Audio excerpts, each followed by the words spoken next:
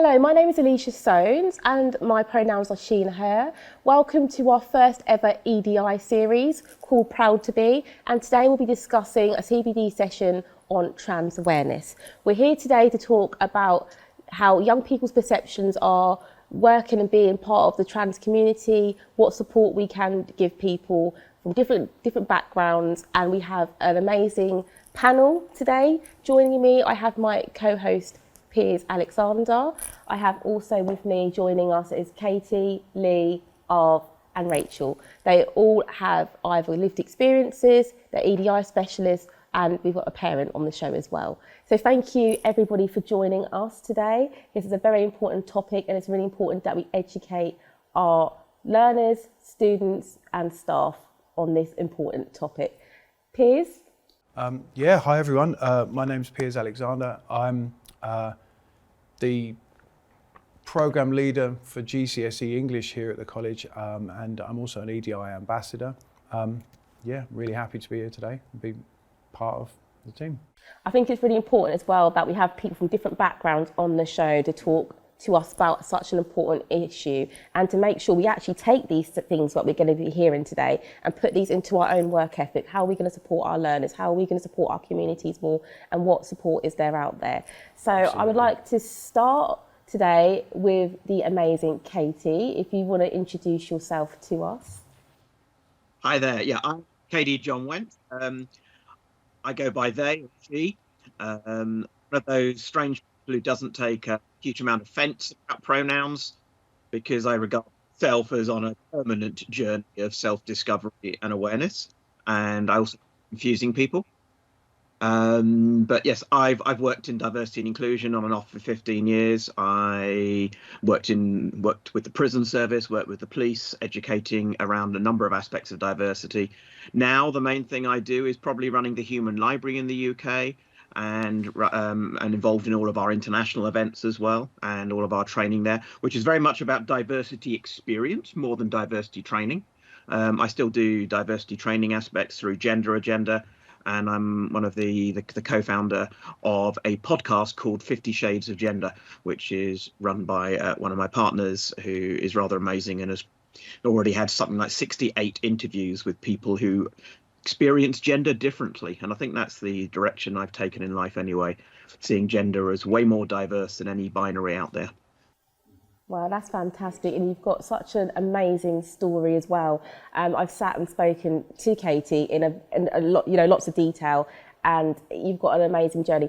How do you find when we talk about the term transitioning, transgender, how do you feel like it is now to compared to even 20 years ago?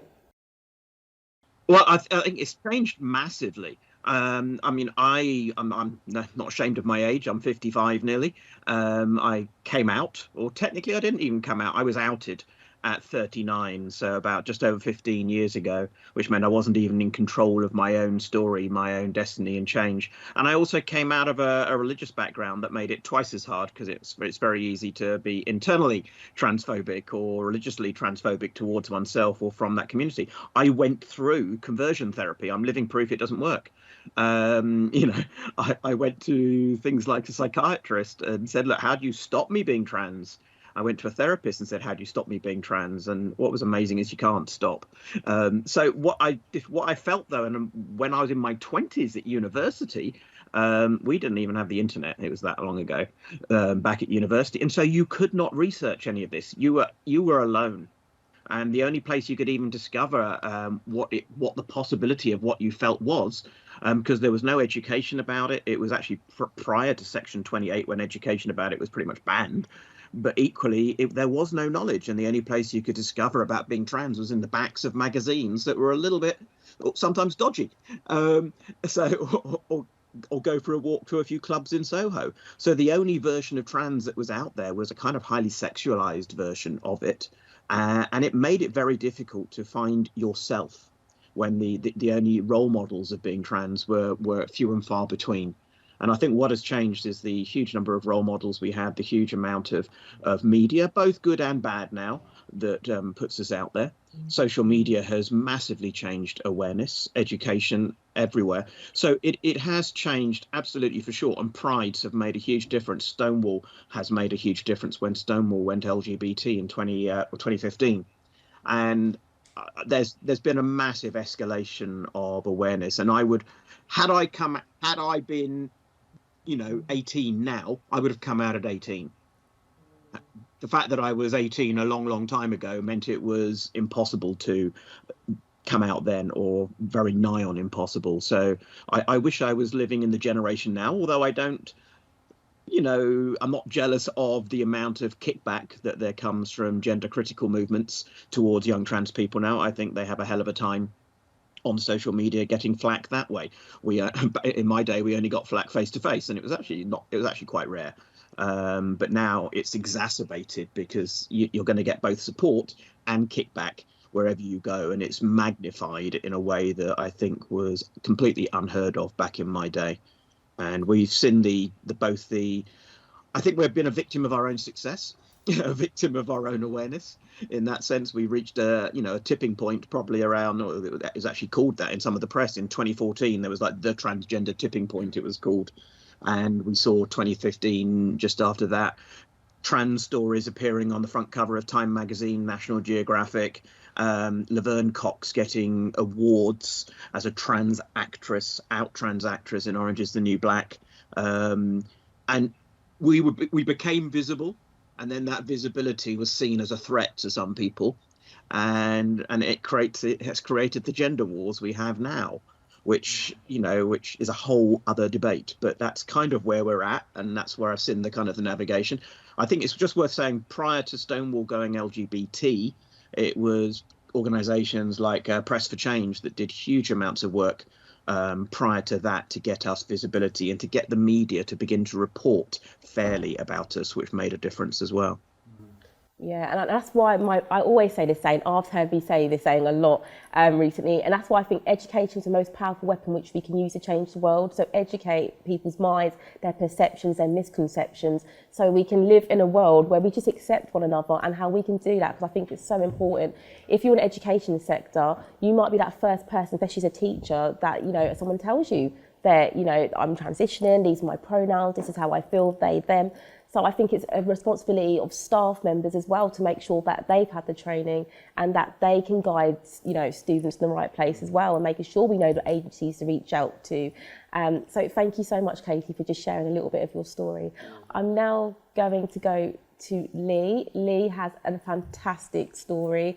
Lee works in the education sector, and I met Lee very, very recently at the AOC conference that came about, and you're just doing some fantastic work. So I really wanted to showcase the positive work people are doing across all colleges, because it's about making sure we can lead with different areas of EDI. So Lee, do you want to introduce yourself for me, please?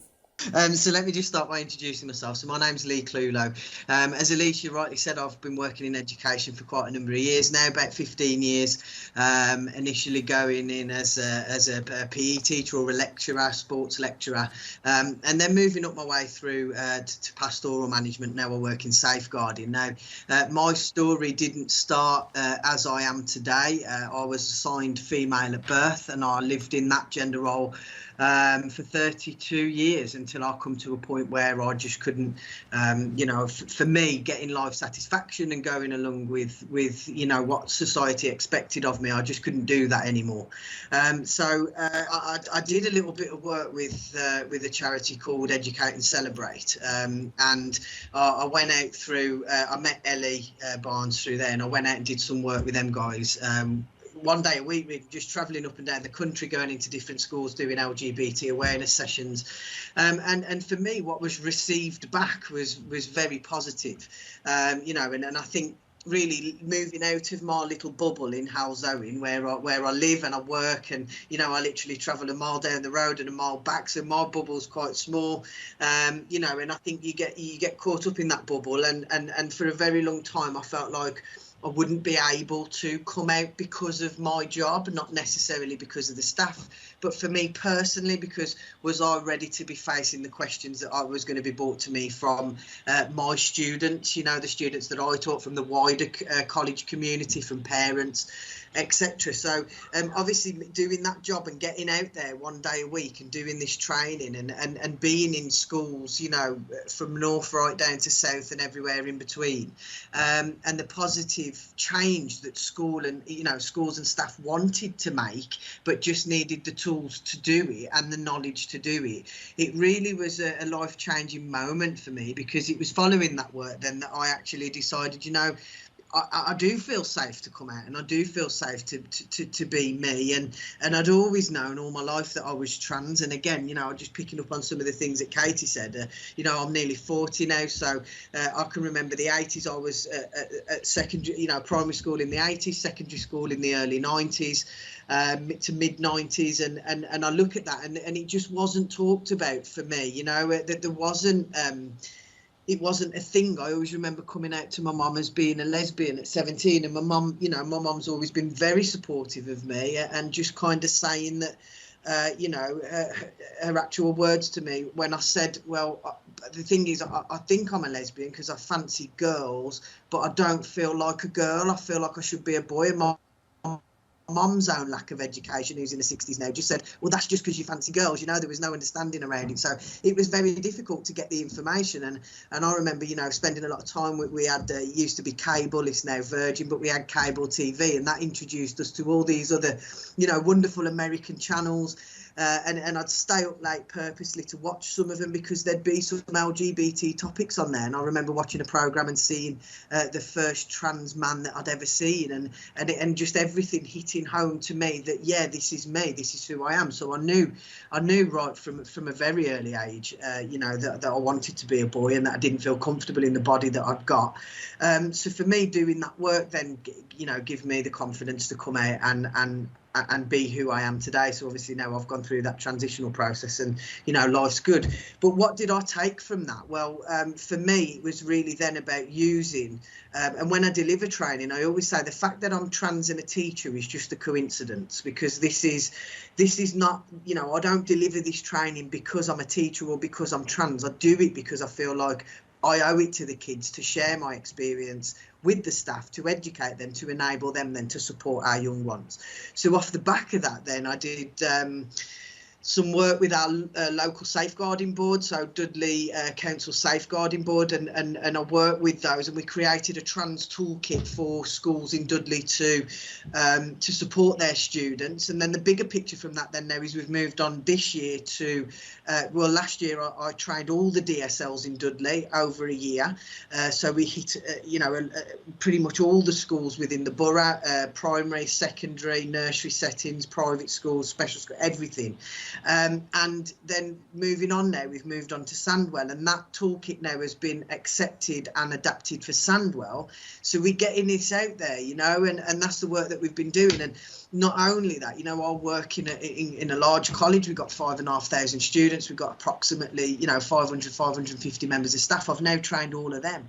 And it's really just about empowering, because what I find is staff want to be able to support and help, but the fear behind it is they're going to get something wrong because their own knowledge is lacking in it. So, yeah, that's where we are today. So that brought us onto the AOC conference where I met Alicia, and, you know, obviously I get to be part of this today. So thank you. Awesome. Yeah, it's just, Piers, it's just an amazing story, isn't really, it? really great, For me, it hits home for me personally, because I wish for my students, this went nationally, because there's so many people that need that support. And Lee's created a sort of toolkit booklet, and I was looking at it before I came in, and I was looking at it on the train on the way home the other week as well. And it's really amazing. It's literally a support for parents, it's a support for staff, it's a support for everybody out there, and it's really nice how you've mapped it out. And it gives people those guidelines to follow, and it's, you know, it's okay, we will get things wrong, but the work you've done is just fantastic.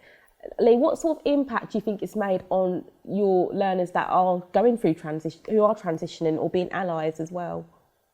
it's made a massive difference, and it's had a massive impact. And you know, I'm at a point now where I don't want to quantify how many trans kids are in our college, because I don't want to put numbers on it. I just want it to be, you know, and it is a place where, what, you know, when we did student feedback, one of the really poignant remarks that a student made is, I'm just able to be myself.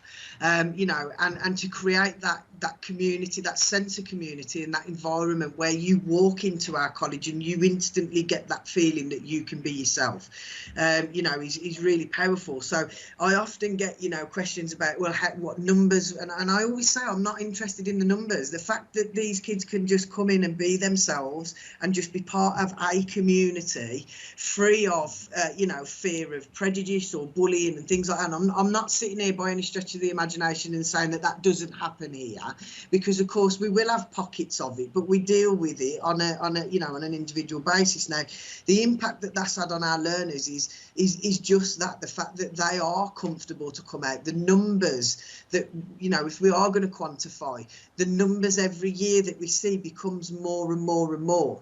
But I'll know that I've succeeded in what I've set out to do when students come to us already transitioned, because I don't want them to get to college and feel that this is the safe place. The work that I do in schools is to create the environments in schools as far back as we can, so as then when they come to us, they already come to us confident and comfortable in their own skin.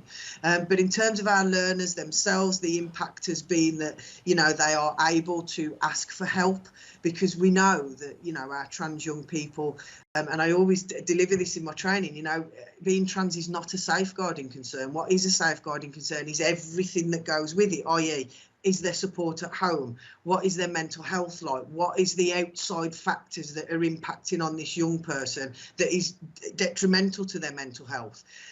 You know, and looking at that, for them being able to actually speak up and not get to the point of 33, 32, 33 years old like I did, but actually to the point where they're 16 and can say, this is who I am, this is how I'm feeling, and these are the struggles that I've got because of that, so we can look at putting support in place. So the impact really on them is massive, and hopefully we will see an increase in their mental health and well-being as well. That's the aim anyway.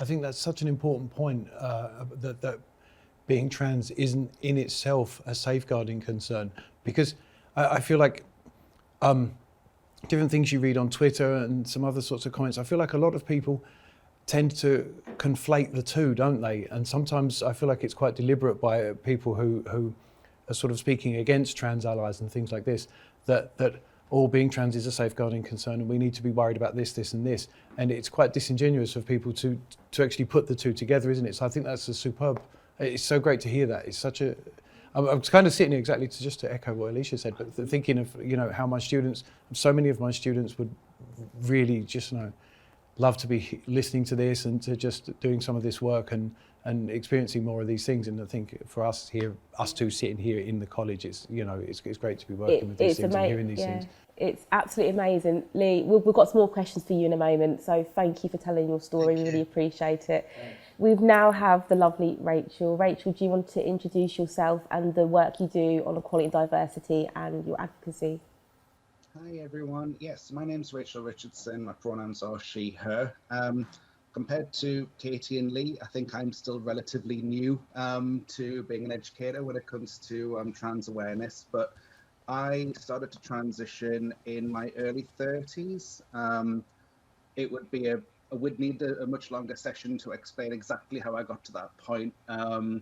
But it's interesting hearing other people talk, because especially when it comes to things like the media and, you know, Katie said about dodgy magazines, and that really resonated with me because it was a silly little throwaway clip in a magazine that I saw that stuck with me for so long and was one of the barriers to me transitioning. And I'm a big movie buff. I love movies, you know, of all different genres. And I think one of the main problems that I had, and this is no offense to my mum, and God willing she won't see this anyway, is that I was raised a lot by TV. You know, I think a lot of kids my generation were, you know, in their 30s now, we were raised a lot by TV. And unfortunately, you know, as things were back then, representation of trans people was that we were always the bad person. You know, we were always the big shock value. It's the trans person that was the killer in the end of the movie, or the bad guy at the end of Ace Ventura, and all that kind of stuff. And that kind of thing stuck with me for a heck of a long time, And it wasn't until I got older and more cynical, I think is probably the word, of how the actual world works. And I thought, hang on a second, this isn't representative at all of what people are actually like, you know? And it took quite a lot of work. And I was very fortunate because my lovely wife and we have a relationship where we talk for hours and hours and hours on end, and we probably talk too much to our detriment sometimes. And I was able to work through those barriers. But I think one of the things that got me into doing what I do, which is talking to companies and, you know, places of education like yourselves, is giving other people that way of having those conversations to be able to work through those barriers a little bit, and just to be able to shed more of a light on it as to why actually it's not really true. You know, there was a lot of things driving that kind of media representation. And I think one of the great things now, because I heard someone else mention social media, is that I think the accountability is a lot higher now compared to what it used to be. If a TV program happened in the 90s and, you know, there was something on there that was problematic towards a trans person, someone might see that show and go to work and go, hey, really didn't like that. That sucked. You know, how dare they say that about a trans person? Now, Twitter literally blows up, you know, and there's a lot more accountability, I think, for things like that. And that's why we don't see as much of it now, because as much as I love to think that companies are getting more, you know, on board with being trans positive and all the rest of it, I do think a lot of it comes down to they don't want the backlash that comes from Twitter, if I'm being perfectly honest. And that's one of the main differences that we've got now, in my opinion, anyway, because like I say, I know there's a generational thing there for me anyway. But my background is slightly different. I've not worked in education before. My sister is a teacher, so I think that's as close as I can get. So I'll name drop her. So she's been doing teaching for a long time, and it's something I've always wanted to do as well. And I've never been a real academic, I suppose, as way of putting it. I just like telling my stories, and I like saying to people, look, you know, this is my story, but in that, don't think that every trans person that you meet is going to share how I feel or how I view the things. I'm a strong enough conviction to say I don't agree with everything that other trans people might say. I just don't, you know, and that's because I'm a completely different person. I agree with 99% of it, but there might be 1% where I think, actually, that's not for me. I don't think that, you know, and that's perfectly fine. And, you know, it comes back to trying to just put those assumptions to bed. One of the main ones that got me when I first transitioned, without taking up too much time here, was something that my brother said. And I was lucky. I was really lucky. My family were supportive. They didn't threaten to cut me off. And lots of the horror stories that you hear, fortunately, I didn't have that. I had other things that were going wrong with me. But as far as I'm concerned, I had a really good transition. And when I do tell my whole story, and I talk about the fact that we lost a baby before I transitioned, and my wife suffered from severe mental health, and I go through all that, and I can say to people, look, I had a good transition. Imagine the people who say they had a bad transition. Think about that for a moment, if you could. I've taught you all these things that's happened to me, and I'm saying, actually, I had things quite easy. Now imagine the people that didn't, you know? And for me, it was about when my brother said to me, you know, I can accept you being trans, but I can't get my head around the fact that you're still with your wife. And I was like, what? And he's like, yeah, he's like, if you want to be a woman, then that's fair enough. But how can you still be with your wife? It would make more sense if you were going off to be with a man now. And it dawned on me, obviously it upset me at the time, but it kind of did set things in motion for me wanting to do what I do, because I fundamentally think my brother is a good person. And I love my brother to bits. He was just ignorant and he didn't know. And I had to have that conversation with him and say, look, gender, sexuality, two very different things. They're in the same shopping center, but one's on the east side and one's on the west side. They're two totally different things, you know? And I thought, well, there's got to be more people in the world like my brother who just haven't been exposed to trans people or LGBT communities. he's never had want or reason to learn this. Now, all of a sudden, his brother's his sister, and he needs to learn this, because he loved me and he wants to keep me happy, and that's great. That's the kind of support that you want. But that's what got me into just wanting to talk to people and just talk to them on a level and use words that they can understand and try not to sound like, a textbook. And the thing that I hate, because I came from the private sector, and it was a local council that I was working for when I transitioned, and it was a very male, macho kind of environment. And I didn't think I was going to be able to transition. But, one thing that dawned on me was that even though the council had policies in place, they didn't really know how to act on them, and that really confused me, because I thought, well, the council should be all singing, all dancing. They've had years to be able to sort this kind of stuff out, and they didn't. They were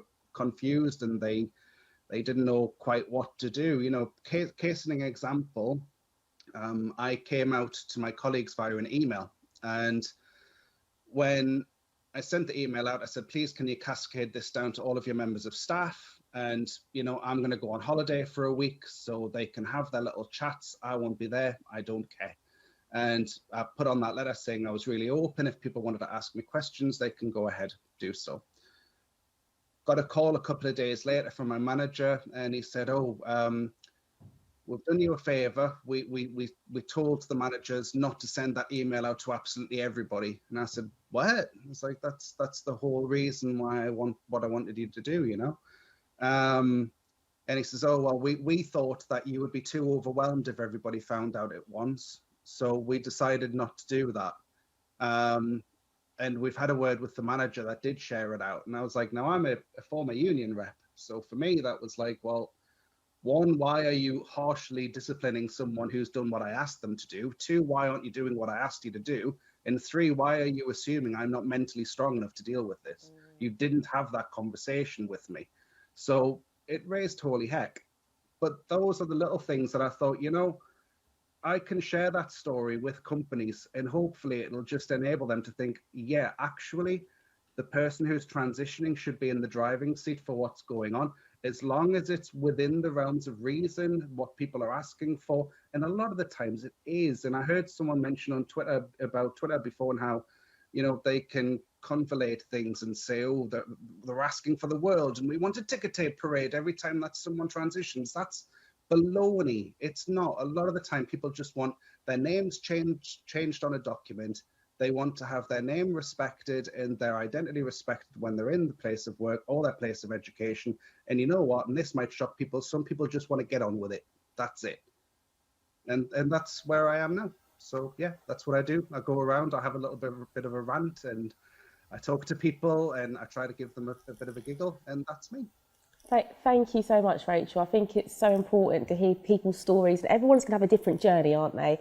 And when people transition, and some people are going to have a fantastic journey, have that support, and that may be because people have been educated and they've gone through those steps. They might have seen Lee's fantastic toolkit, So it's so important to have these conversations. But personally, especially as well, when you work in, the HR sector and in that type of world, it's so important that we go through. There's no point having policies. We're not going to be able to structure them fully and properly and make sure that we support our, any of our members of staff, and making sure we look at it and go, what's best for them, and that's such a big point, and well-being is so important. I don't know if you agree with me Absolutely. on that, Piers. Those stories about how they're so helpful, those stories about how the kind of well-meaning help that people think they should be giving is completely the wrong thing to do in instances. And it's important as well to look at the perspectives and places that comes from, and for people to look at themselves and think, okay, why did I think that was the right thing to do? And to kind of sort of unpack their own actions and see what they can find about themselves and their own views about trans people, and how they're expressing those things, even through things where they think they're helping people.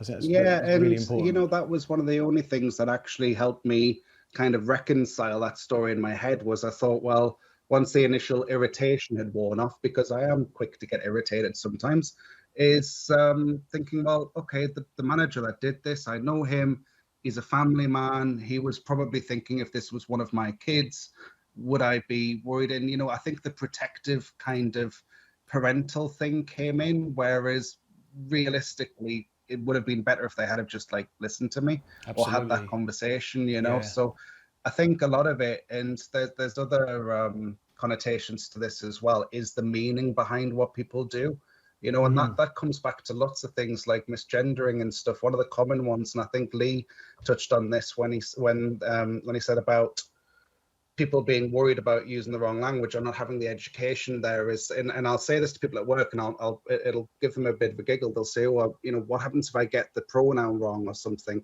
And I'll be like, "Look, don't worry. My dickhead filter works really well. I know when you are doing it and you're doing it on purpose, and I kind of know when it was just a slip, you know." And it's little things like that. And I think one of my big takeaways, what I try to make a takeaway when I'm doing my training, is that the meaning behind what people do is just as important sometimes as what they actually do. And that does actually help people a little bit, because they stop overthinking it as much then. And I think that's another thing that makes people do it, is like, it's like I work in mental health. So if everyone I deal with in my job is in crisis, you know, they're one step away from being hospitalized. And one of the things that I try to teach their carers and, you know, people that support them is try not to say to them, "Don't panic," because if I say to someone, "Don't panic," the first thing they're going to do is probably panic, because the brain's a funny old thing.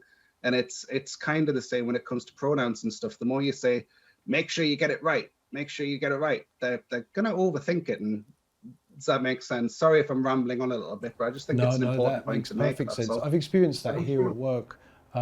People trying to do the right thing, but as you say, they're sort of overthinking it. They're making a bigger thing out of it than for themselves than it needs to be, and they just create these constant slip-ups for themselves, and it makes them feel uncomfortable. It makes everybody else puts everybody else into a situation that, you know, with a little bit of sort of training and thought and a bit of extra knowledge, people wouldn't get into those sorts of things. I think it's important as well, and I'll shut up after this, I promise, but I think it's important as well to understand why it actually upsets trans people when we get it wrong, and non-binary people as well included in that. Is, for me personally, when someone gets my pronoun wrong, I'm not necessarily angry at them in all truth, because a lot of the time they're either a work person or someone that I don't see when I close the door at night, and I'm not going to talk to on the internet. So in fairness, they're pretty much background noise in the nicest of possible ways. What annoys me about it is that they have just fed that little voice that lives in my head that we call gender dysphoria, which is going to eat at me for days on end. You know, and I've gotten better at controlling that voice and having things in place to be able to say, actually, this, and this is affirming, you know, it was a slip, or I can reconcile that in my own head. But that's why we get irritated. And some people will say, "Oh, trans people, they're far too easily offended." And it's, a lot of the time, it's not even offense. We're just irritated about the fact that we're going to have to deal with that blooming voice now that you've just done because you were too busy thinking about your morning coffee or your newspaper. And it sounds like such a simple non-issue to people, I think, who don't have gender dysphoria or, you know, have any kind of issues with their gender. But in reality, it's something that can eat at us for days. And I think it's very hard to bottle that emotion up sometimes when someone has actually done it, you know. And I think when people start realizing that it's not necessarily them we're angry at the fact that, you know, that gender dysphoria has been triggered again by something, it can get very frustrating, you know. And that's so why it's not to be taken personally. And I think that's so important as well, that we discuss these topics and we talk about how we can make sure we're more inclusive, the things and terms that we say as well. So sorry, Rachel, to cut you off, but we're gonna. No. It's Sorry, I'll shut up now. Fantastic. I'm gonna now move on to Arv. Arv is a quality and diversity manager for Milton Keynes College. He's a very big advocate for EDI, and he's got his own sort of personal journey. So I'd like you to introduce yourself, please, Arv. Thank you, Alicia. First of all, thank you for inviting me onto the panel here. I'm surrounded by people that are totally inspirational, and just listening to them, I wish I could hear more of what they have to say, but I'm sure we haven't got that much time today, but thank you for inviting me. And I suppose my journey, my exploration of this area is nowhere to the depth that the other three people have experienced and have lived through and are still going through. And I suppose I wear many hats. I mean, like you said, I'm the Equality, Diversity, Inclusion Manager at a large college group.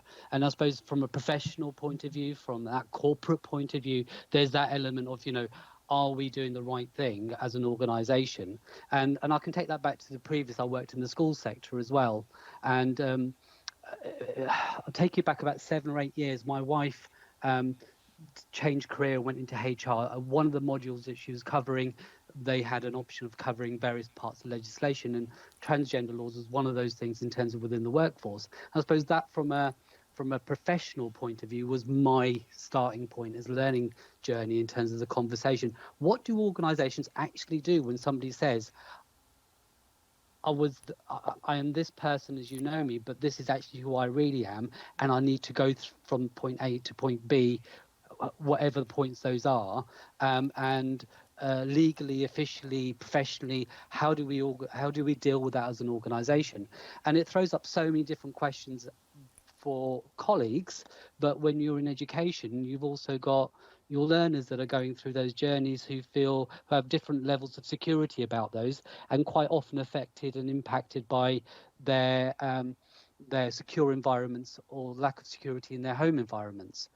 So dealing with those things, and the whole thing about how do we take the gender out of the equation so that people are able to be whoever they want to be when they engage with you, either as an individual or as an organization or in the learning, etc., whatever way that you engage. So as on the professional side, I've had that journey going through, and I've always been a human rights person with a small h and a small r. I've always tried to have the human approach first. I'm thinking, whatever I'm doing, whether that's me as an organisation or me as an individual, professionally or in a social space, what impact does that have on the people that are around me, and how do I best support the people that I've connected with at a human level, irrespective of gender, irrespective of culture, irrespective of race, whatever boxes that society's created, irrespective of all of those things, underneath we are all human, and we have a connection at that level, and we have a duty to look after and nurture each other and ourselves within that space. So that's probably from the professional, and that journey's gone through the school sector through to now I'm in a really privileged position where this is my job, and you think that you know a lot, but actually until you start learning, you realize the more you learn, the more you don't know. And I think a couple of Katie and Rachel have said, I'm sure Lee did as well, in terms of each individual journey is individual, and there is no one size fits all. But what we have as an organisation is a responsibility that when somebody comes in, that they can be whoever they need to be, and be safe and be valued for that. They're not fitting into the organisation, they're adding to the value of the organisation, whether they're a learner or whether they're a workforce, an industry partner, whoever they are. So it's how do we create those cultures to do that? So within my professional sphere, things like creating safe spaces, and to create safe spaces, you've got to enable people to have safe conversations. So we've talked about before, we've introduced the concept of a guide for language. That's not a Bible, it's not a prescriptive tool, it's a guidance document for when you feel unsure, but also to I suppose springboard conversations. So why are we using that language? Why is that language deemed to be more safe than that language? And we're not going to get it right. It's a fluid environment that we're in, and language and the perception of language and the hurt and the pain and the joy that it causes changes over time. So we've got to be quite receptive to that. So it's a live document that we've got. So that's the first thing, is creating safe spaces, and then working with the people that actually have those lived experiences to dictate how decisions are made. So that's from a professional point of view. But actually, the hat that I really want to put on today is from a personal point of view. Is that 5 years ago, we sent our stepson, or my stepson, my wife's son, to university, and when the university period finished, we had a daughter. And it was actually a friend of his. She's okay. By the way, all of this, what I'm talking about, is all done with permission. So I'm not talking about something I am the expert in my personal experience. I'm not the expert in her experience or her journey, or I don't have ownership of that at all. Everything that I do is with her permission. And I have that conversation. I couldn't have had this conversation 3 years ago.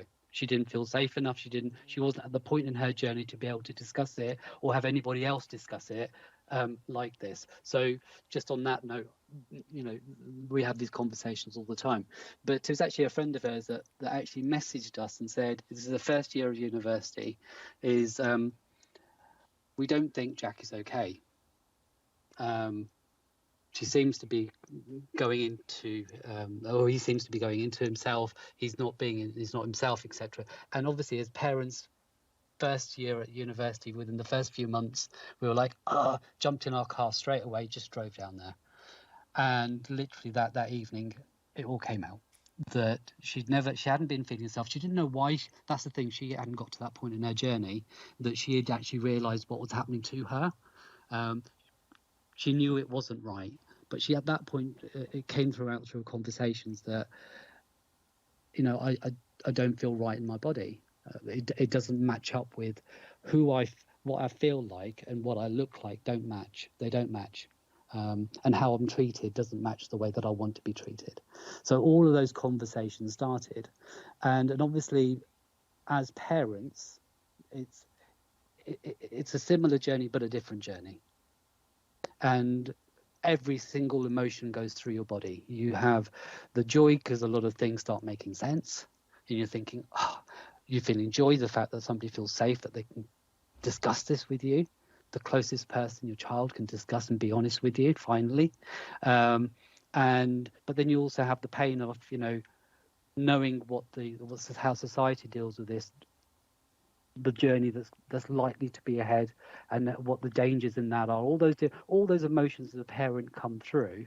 And for me as a step parent, so that's another journey.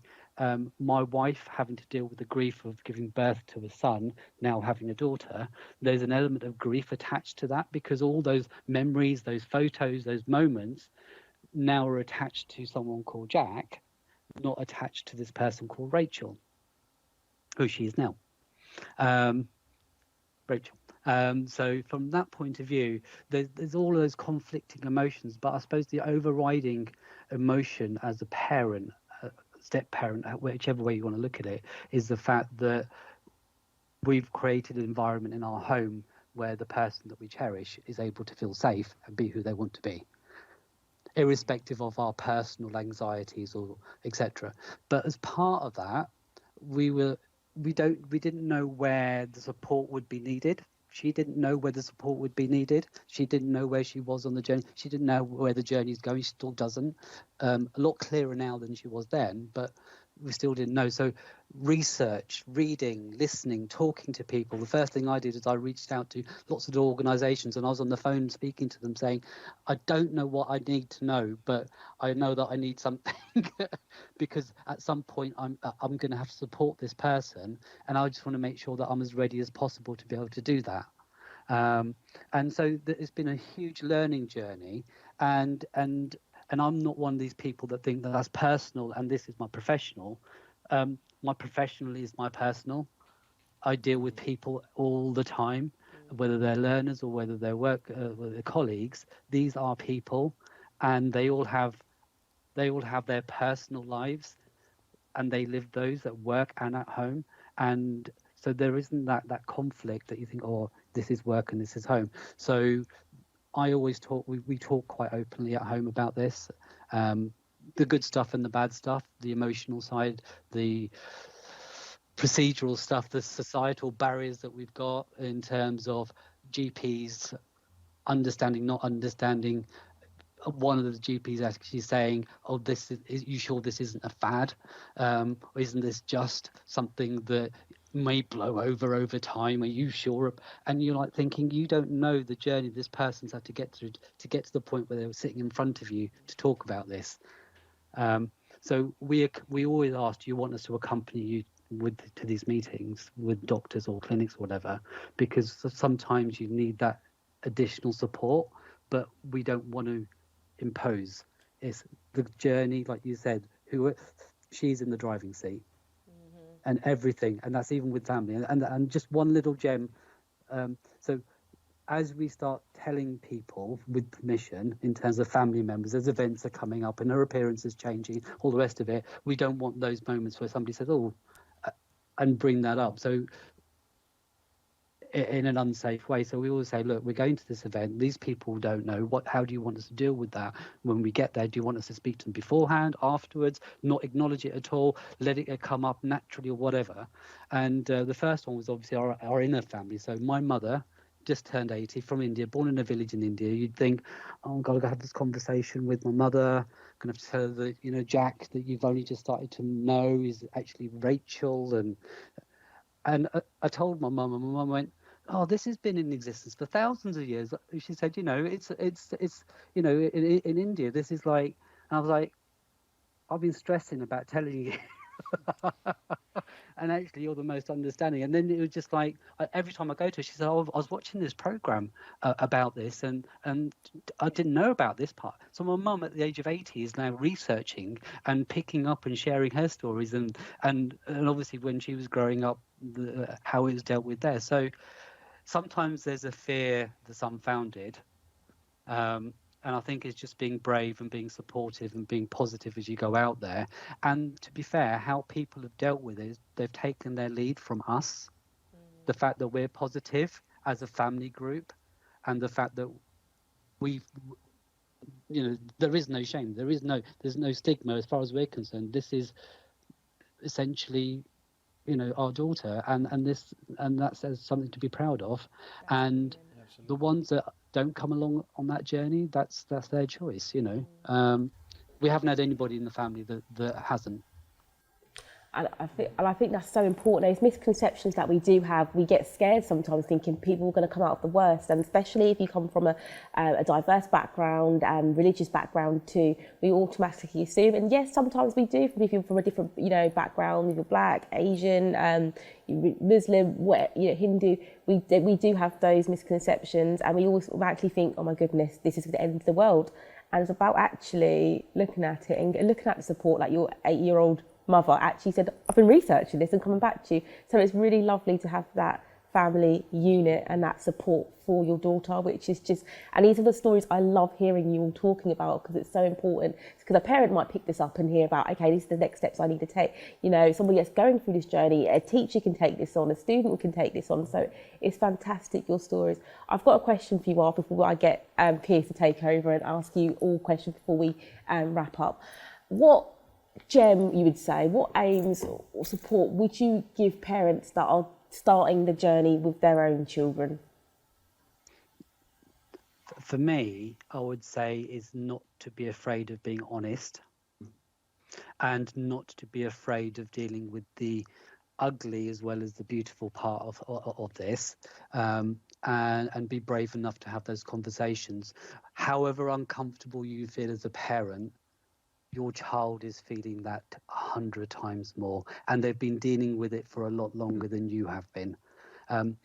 So that's one thing. And the other thing is, don't be too hard on yourself. You've just started this journey, and just because you don't understand it, just because you have a fear of it, doesn't make you a bad parent.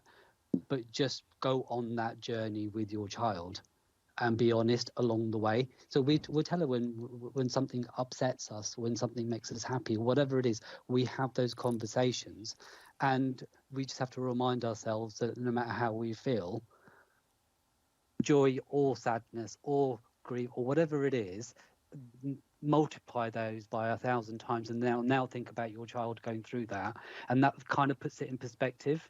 And be led by your child, be led and be supportive. Can I echo that just briefly? Because I run a support group for parents of trans kids, and one of the things we've done in that is to create a safe space for the parents to adjust, to get it wrong, to be able to navigate, because the parent's journey begins when, as you described, Alv, the child comes out, but the child's journey, that's just the outer manifestation of what's been an inner journey since they were a child, a much younger child. And as Rachel was also saying earlier, you can read people's intention, but people do need adjustment. You can't just jump down someone's throat if they get it wrong initially. They take time. And my mother is 86, and she took time to adjust, but she's gone from, in the 15 years, she went from saying absolutely from the outset, I don't understand, I'm shocked, but I love you. Yeah. And then a 15-year journey of becoming an absolute ally.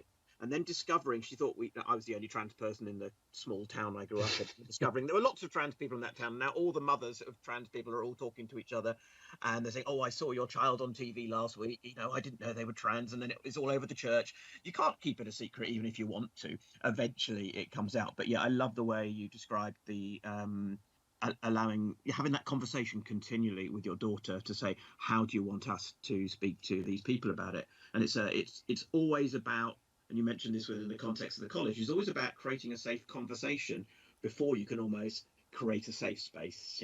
Yeah, absolutely. You've got to be allowed to have a gentleness on all sides within that, from the trans side, from the parent side, from the ally side, from the employer side, so that we're recognizing that we're all on journeys both to inclusion and to self-awareness around our identity as well.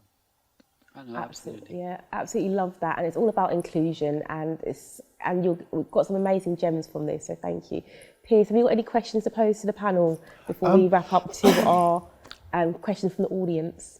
I've got so many actually, and I've just been listening. I think one of the things that I can take from this, if I may, and I don't mean, I'm always quite conscious of the way that I try not to put I at the centre of things, and listening to what people were saying about being a parent, I think that's one of the very important things, that you don't put yourself at the centre of things. It's not about you, it's about other people and the perspective that you can take on those things to help people. But one of the things I was taking from this was just how much we all have to learn. Even when you do consider yourself an ally and everything else, and you consider yourself well-read and you keep up to date with things, there are so many perspectives, and that's just why I feel that conversations like this are so useful. They're so useful for me, they're so useful for us, they're so useful for the college broadly, for the staff, and of course for the students. So in terms of questions, I know I have questions written down. A lot of things have come out of this great discussion with everybody already. In terms of questions, I suppose really I'd more like to just try and make a point, and that was that how might, actually, in fact, it is a question, so it's silly to say it's not a point, but how might a person become a better listener of people's stories? I'd like to put it like that.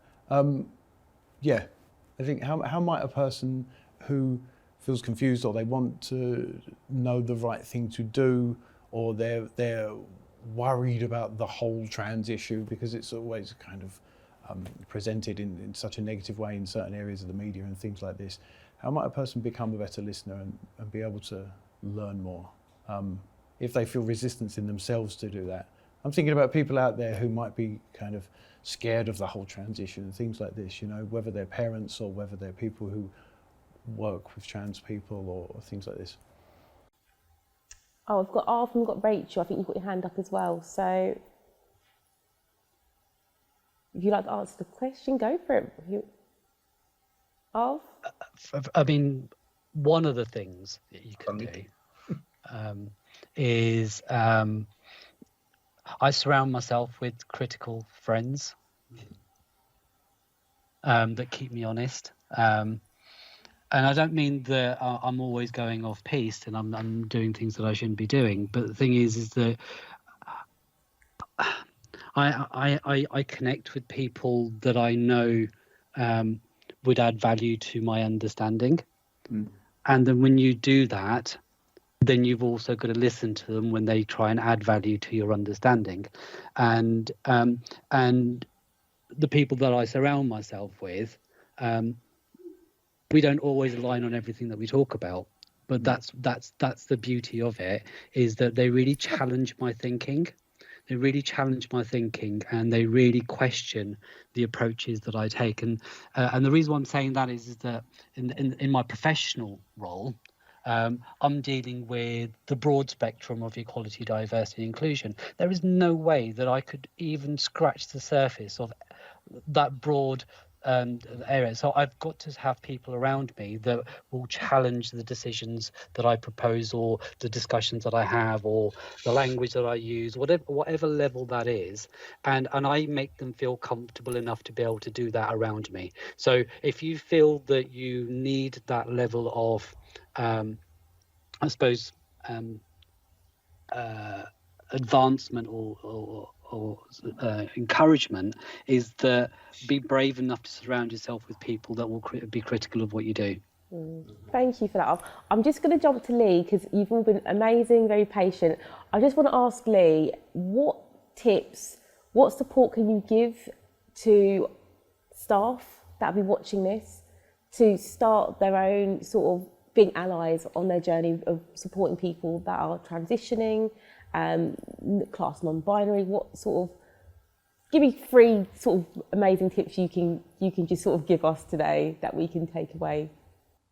I think what I would say to staff working with, you know, with students that are gender diverse, is just be led by them, be led by the student, because, you know, there is no one size fits all, as you know, colleagues in the meeting have said, and everybody's journey will be different. Everybody's journey will be fraught with its own issues, or it will be, you know, as people have said, some people have a really positive experience, some people have got support at home, some haven't, and you know, in education it could be that we are the only people that they've got to turn to, that they've got to talk to, because having that conversation, you know, at home just could never happen for whatever reason. And it could be that sometimes you work with young people that, you know, for them to be able to be themselves is a million miles away, because it means they would have to leave home. It means they would have to, you know, because they know that regardless of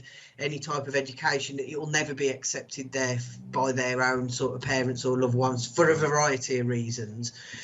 So just be that one person, that, you know, tries to understand that, you know, we're all human. We're not always going to get it right. You know, I'm a trans man, and sometimes when I'm speaking to non-binary students, I will slip with they, them pronouns, you know, and it's not about don't make a big thing of it if it happens. You know, if you've got a class full of students and you get them, and then you make a big deal. So maybe you know, you say the wrong name or you say the wrong pronoun because he's very new to you. Don't make a big thing and say, oh, I'm really sorry, I shouldn't have done that. You know, just use the correct one next time. Move on through it when you get chances. Sorry, I slipped up them. And, you know, like Rachel says, most people that are trans or have got, you know, different pronouns to what it may appear, you know, as what people may see, you know, if someone sees someone as being male, but really their pronouns is she and he, and that's maybe just the way that they present. You know, we usually can tell when somebody's doing it on purpose and when somebody genuinely makes a mistake. So just be kind to yourself. You know, don't punish yourself. Don't get too hung up on getting it wrong, because it's better to get it right 8 times and get it wrong twice than not use it at all because you're panicking to get it wrong, you know.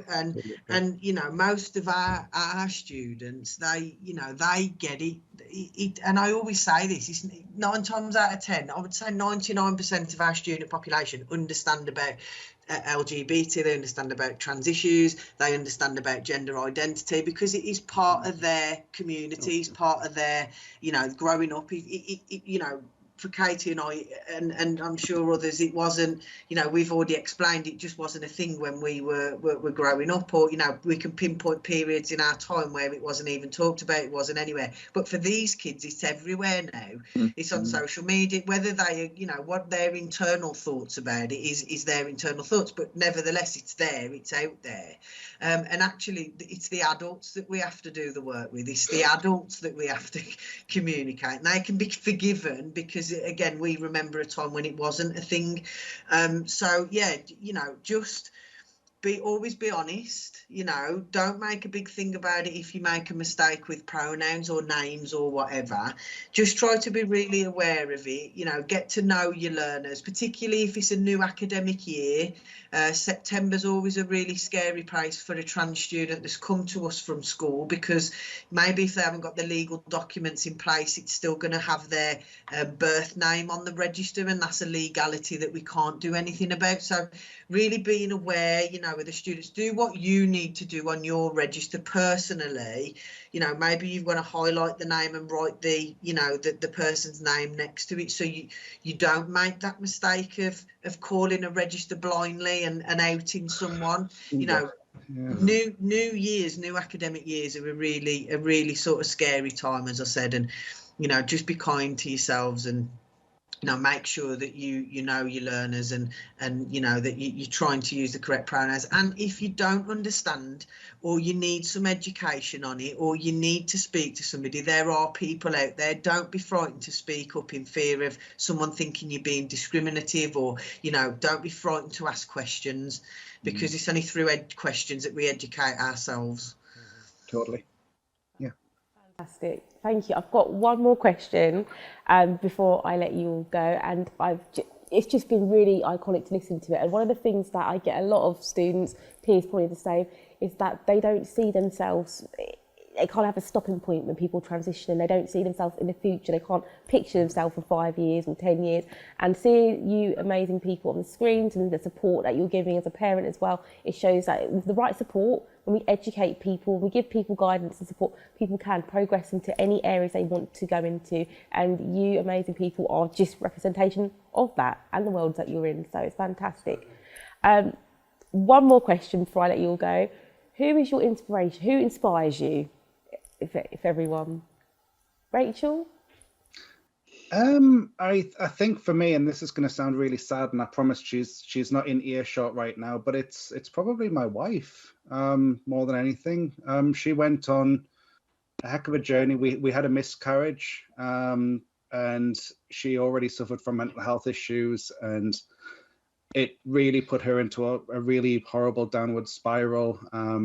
We basically got to the point where she had to leave her job, and I supported her, worked full time. We paid for her to get therapy, and she went through a phase of just completely reevaluating her life and what it meant to her and what she wanted to do. And she went from working in an admin job, and now she's nearly got her degree, and she's working in mental health, helping other people that suffer from OCD, depression, and everything else, all the while supporting me while I transitioned. And for me, that was one of the main things that did help me transition, was her support and her ability to talk to me and let me have that safe space to not feel scared about what people were going to say when they heard that I was trans and all that kind of stuff. And it was only when I saw the changes that she made in her life that I felt comfortable to quit my job, which was paying me a small fortune for what I did. I was able to quit my job, start up my own company, take a part-time job on just to pay my bills, working with people who are also in mental health, and just give back to the universe. So yeah, I would say, without being too soppy about it, my wife. Yeah, I would say she's my biggest inspiration. Thank you so much. Katie? Well, I think that's a great start, Rachel, there. And I would have to say, actually, yeah, partners and friends who have been, and particularly actually teachers and academics, female teachers and academics who I know in the various realms in which I work, who have been more accepting and inclusive of me than I ever was of myself. Yeah. And the degree of affirmation and inclusion, and, you know, Katie, you're one of us, you know, that kind of thing. I was, you know, the image that trans people go around of invading women's spaces or single sex spaces versus actually having a majority of women in single-sex spaces saying, join us, come into this space. And actually, it was that the positive welcome and inclusion from people that I wasn't expecting has inspired me. And it's inspired me to think and realize that the majority of people, at the end of the day, are just downright decent, humane, human, inclusive, loving, and actually do see the human, the person in us. Beyond, I think as trans people, we often walk around thinking we have a giant label on us saying trans, and that's the first thing people will see about us. And then you encounter people. I was one very quick story. I had a guy come and replace my car windscreen on my car this week. Did it in my drive. Northern guy, beard, turned up in a hoodie, and all the rest of it. And he was doing the car at 9 o'clock in the morning. And I'm standing in front of him, literally in my pajamas. And he goes, "So how long have you been doing the change then?" And I'm going, "What are you on about? Menopause? I've no idea." And then oh God, I'm trans, and I'm in my pajamas, and I'm not trying to be anything. My gender presentation is basically lazy gender right now. And as far as he said, but he asks a genuinely affirmative question. So I can see you're trans. He doesn't call it that. He just says, "How long?" And I said, "Oh, I've already done that bit." He said, "I'm just got out of bed though. That's what it looks like." And also, I don't make any effort with my voice. It's part of my personal authenticity journey. And then we had this beautiful conversation, and he told me all about a friend of his who had transitioned as well. And what I felt about it was just, some people see through you in a good way. They see past your trans, but we walk around thinking we have our own trans radar and everyone else has got trans radar on. The more we accept ourselves, the more people accept us. And so much of the outer journey of society towards us actually starts with an inner journey towards us. If we are comfortable in our own skin, or our new skin, whatever you want to call it, if we are comfortable with our expression, if we are comfortable with the mismatch of our own expression, because I've gone from male to female to non-binary in that sense. But if we are comfortable with ourselves, we actually create almost a bubble around us of people who want to be around a comfortable person. And we generate our own acceptance that way. And I think, therefore, the heroes are the people who have encouraged me that they're already there, and I have to kind of match up and level up to their inclusion of me already. And then when I got there, I found actually society was way better than I thought it was. What a fantastic story to end on. I'm going to just, with I always say this point, and I think it's so important, and that's why education is the most powerful weapon which we can use to change the world. I want to thank you all for joining us today. If any of you want to stay online and ask a few more questions, you can, but thank you for your time, your energy, and just for educating everybody at part of our EDI zone and across the UK. So thank you. Very much appreciated. Thank you. Yeah. Thank you for having me. Thank you.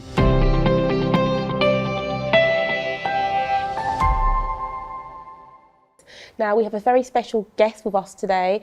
We have a student representative, we have an equality and diversity ambassador. Grace has joined us. So Grace, would you like to introduce yourself and talk about why this topic is so important to you? I'm Grace. I was a student here last year. This topic is really important to me because I identify as non-binary. I only came out a year ago, but even within that year I've experienced a lot. And I feel like it's something that, with the right tools and the right guiding, it can be something that doesn't need to be an issue. And all I think it needs is a little bit of talking about, and then everyone will be able to be on the same page about stuff. Yeah, I completely agree with you. And you're an advocate for equality and diversity. Anyway, you've been on such a big journey, so it's so important. So, question for you is, how do you feel like, if you came and said to yourself, these are my pronouns, this is how I see myself, class non-binary, they, it's them and they. How do you feel like this, if you came and said this 5-10 years ago, do you think you would get the same sort of support, do you think, as you would? Definitely don't think I would have. Because I know when I was in high school, it really wasn't a thing. It might have been a thing, but it wasn't a talked about thing like it is now. And now with the friends that I have, you're able to explore yourself a lot more without it being kind of, that's how you have to go by now. And coming to that realisation of who you are isn't a definite decision. You don't go from one thing to the other in a day. It's a whole process of figuring out what you feel comfortable with and what you feel like is you. And now we are so much more better with not taking what someone might have said and holding them to it. And also just knowing that actually there might be things that you don't understand. There might be things that you can't relate to, but that's absolutely fine. If it's what makes that person feel comfortable, it's what makes them feel comfortable. And you don't need to be able to relate to it, you just need to accept it. I think that's such an important point. I think that I think that has such broad resonance in so many areas, that if it's something that you don't understand and you can't relate to, it doesn't necessarily mean that you need to have a take on it and then just like be putting it out there all the time. It's quite okay to just be like, okay, and stand back and let other people actually have a voice and do the talking. And I think that a lot of people can learn from that. We were talking with the panel a lot about what it means to be a good listener and to listen to people's stories and how you can learn from things and stuff. And I think that's so important, that people feel like they've got to have a take on everything.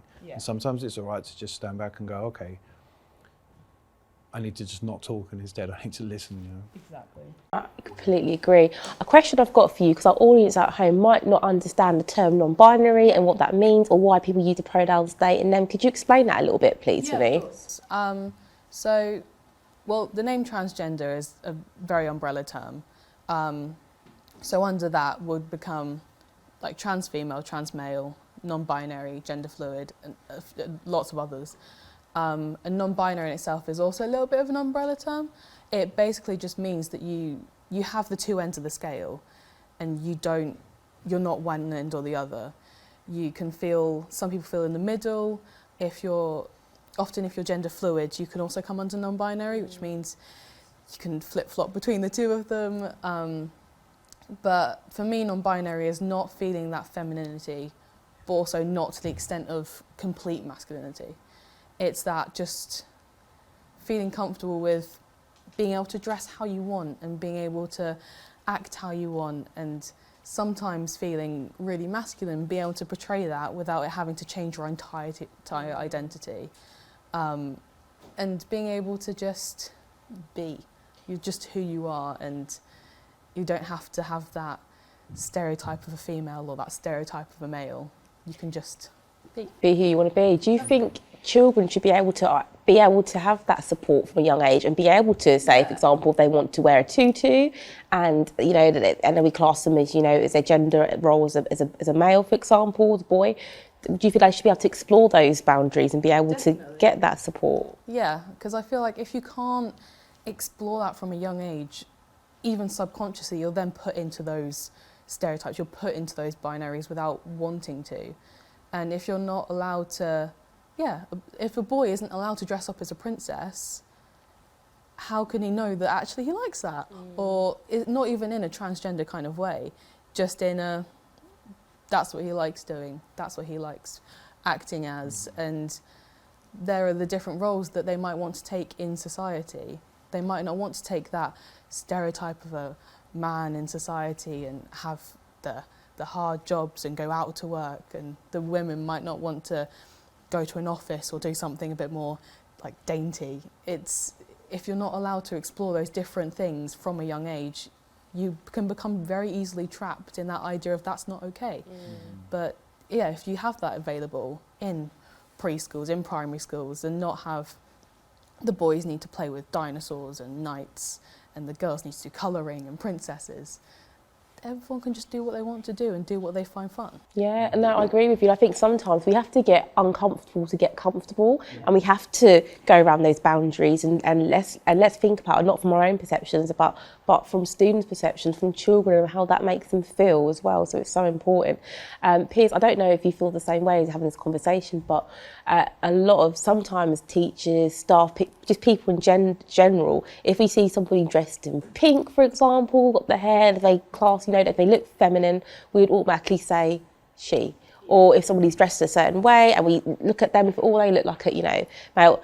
And I think sometimes it's those conceptions as well. Actually, why don't we ask people their pronouns before, or we assume, we're just go in a classroom and saying their name instead of putting, the she's, her, he, him in place as well. Or even just thinking about why we feel the need to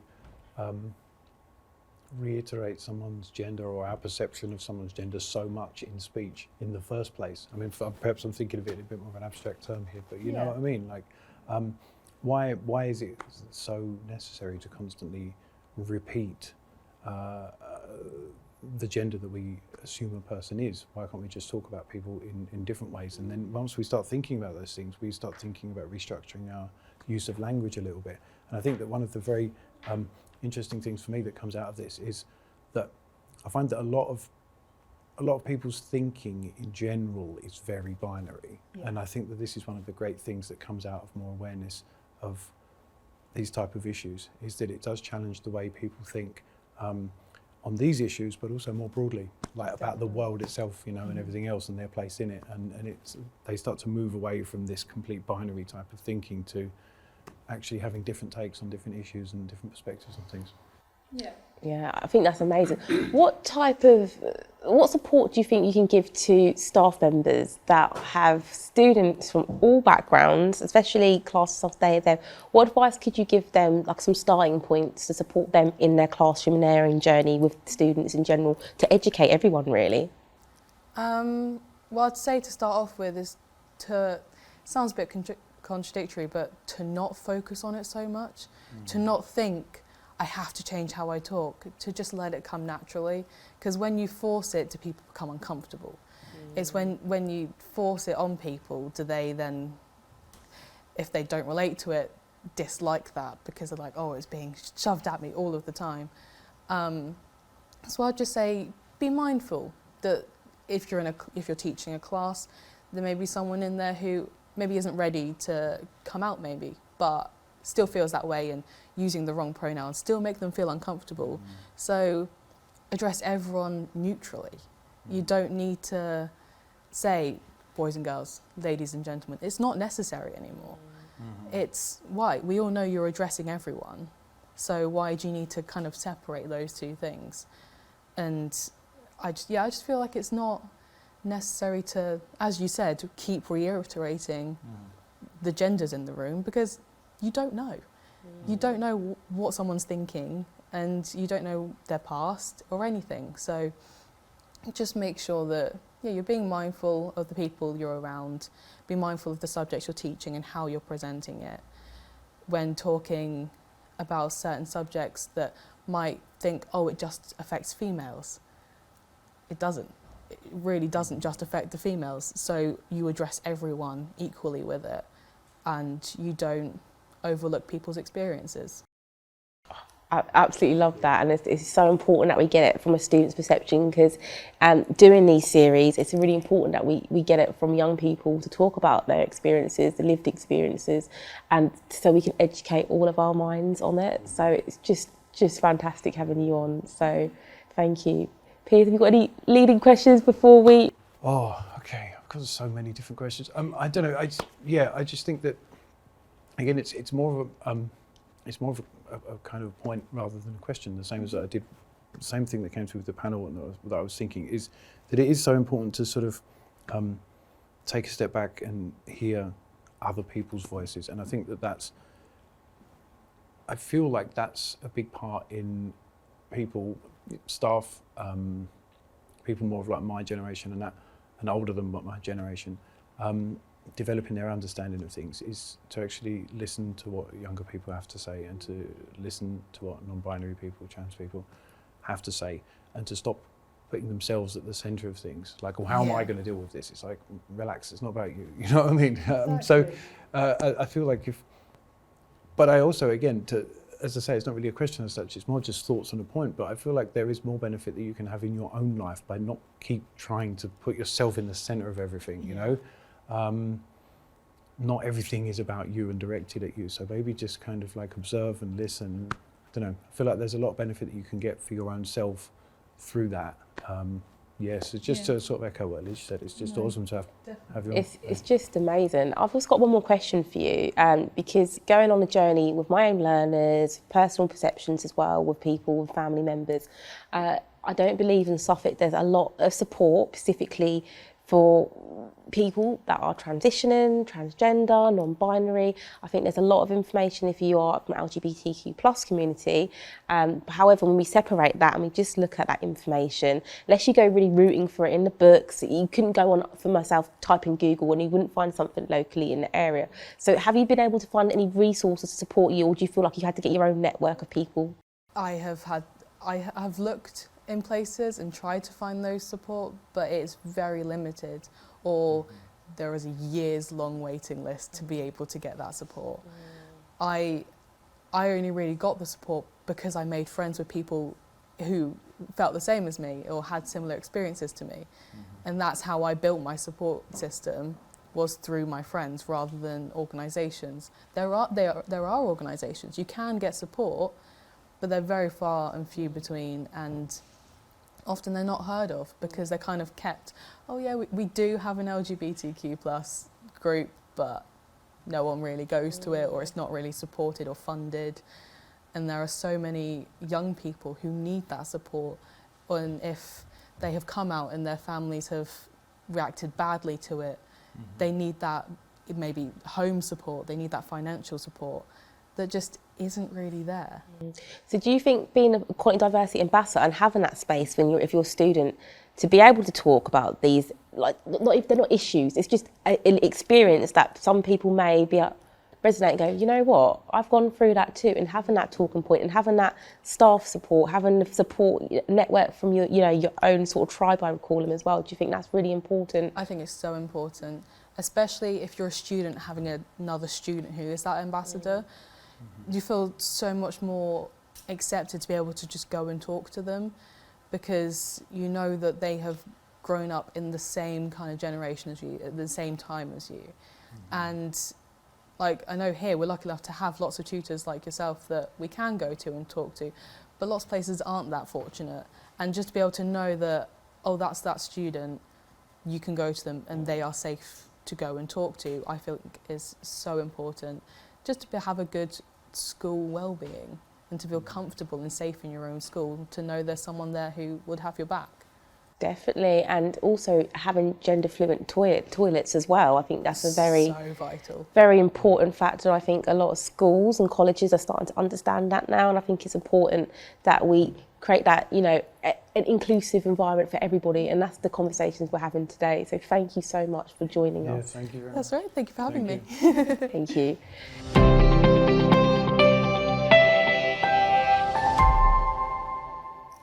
Hello and welcome back to our EDI series, looking at today trans awareness.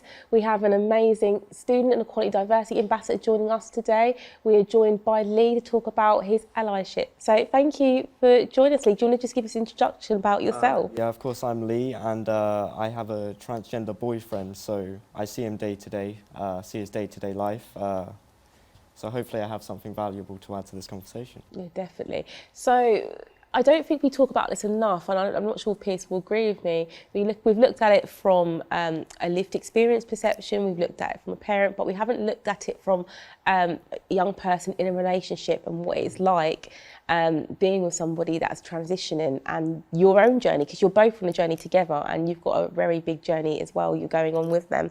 So what sort of points do you think is really important to know when you're with somebody that is transitioning? Okay, so it's very important to just make sure you listen to them, and like there's very basic stuff like getting their pronouns correct. That's a big one. Like that comes up in every conversation, of course. So that is like the main point. Other points.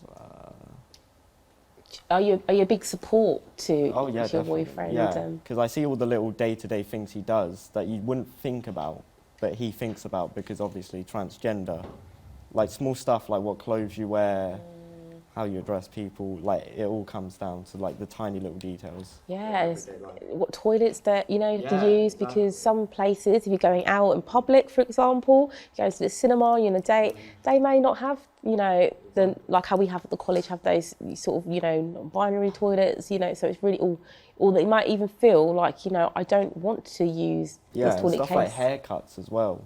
yeah, they get, in my boyfriend's experience, like getting a haircut, that can be like tremendous stress.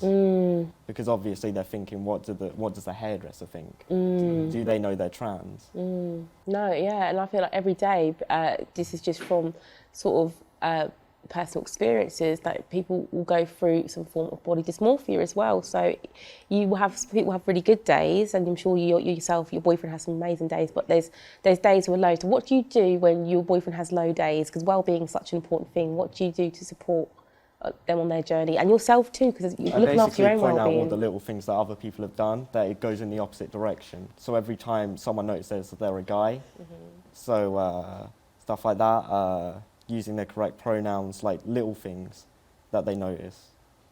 How do you feel like people could be more supportive in general, sort of in college environments, in class, when they might meet someone such as yourself? Or an important thing is to not single them out because they're transgender, because a lot of people don't want that to be like their defining like identity or like personality. They wanna just feel like everyone else, and especially with like in cases of like games where it's like boys v girls, they don't want to be split into the category where they're not where they are. I think that's a really important point about people's identity and what you want to be one of the big primary aspects of your identity, and what other people assume is the biggest aspect of your identity, and how people relate to that and how people communicate with that. I think that's such an important thing. It's obviously a very, very important thing in terms of trans issues, and for many other EDI issues is the question of identity and how people can be supportive of that and not kind of like throw their assumptions onto other people, you know. Yeah, and it's so important. And from the conversation I've had with Lee as well, from a boyfriend perception, he doesn't want to be classed as the trans boy. He wants to just be, I'm a male, and this is my life I'm living, and this is just who I am. So it's just looking at each other like we've spoken about before. It's like I'm a human being first of all, and this is, and everything else comes second, third, fourth down the line. So I think you've got an amazing story, and thank you for coming on and being an ally and supporting, your boyfriend along the journey, but also yourself, and being a big support to people that have been transitioning. Yeah, thanks for your time. Yeah, thank you.